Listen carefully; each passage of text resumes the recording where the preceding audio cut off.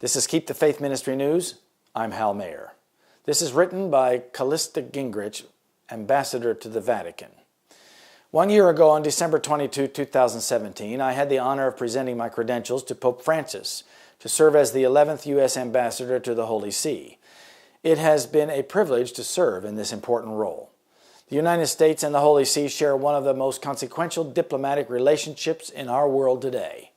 Our partnership, built on a strong foundation of trust and mutual respect, has advanced peace, prosperity, and freedom. Over the last year, the U.S. Embassy to the Holy See has worked closely with the Vatican on a number of critical global issues, including religious freedom and human trafficking.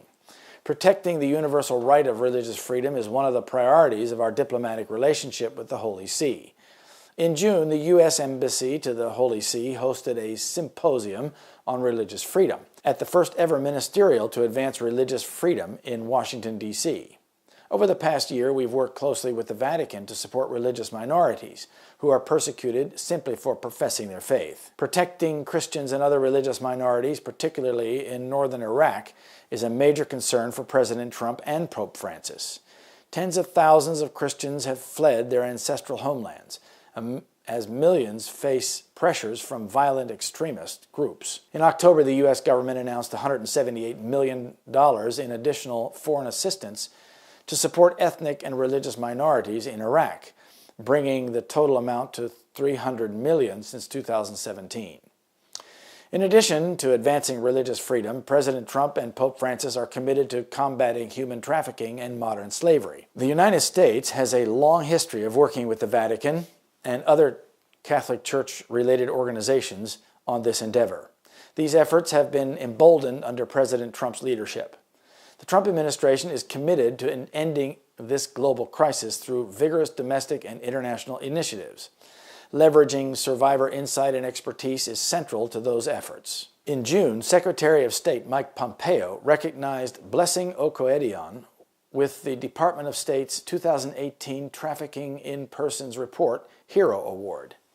I've had the privilege and honor of working with Blessing in Rome.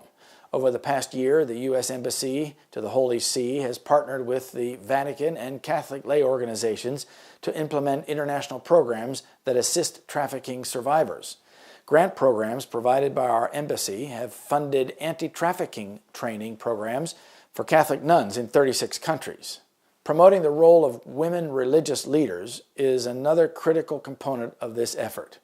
Earlier this year, First Lady Melania Trump honored Sister Maria Elena Barini with the State Department's International Women of Courage Award.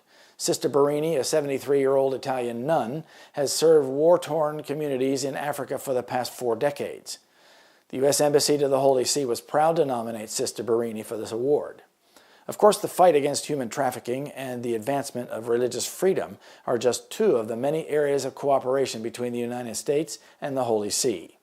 Other areas include the support of interfaith dialogue, the contribution of humanitarian assistance, and the promotion of peaceful solutions to the crises around the world. When President Ronald Reagan and John Paul II established diplomatic relations nearly 35 years ago, they understood that together the United States and the Vatican would act as a worldwide force for good. The U.S. Embassy to the Holy See looks forward to continuing this enduring legacy in the coming year. Callista is a Roman Catholic who is helping Protestant America to become even more friendly and collaborative with the Vatican. Prophecy tells us where this will lead. The Protestants of the United States will be foremost in stretching their hands across the gulf to grasp the hand of spiritualism.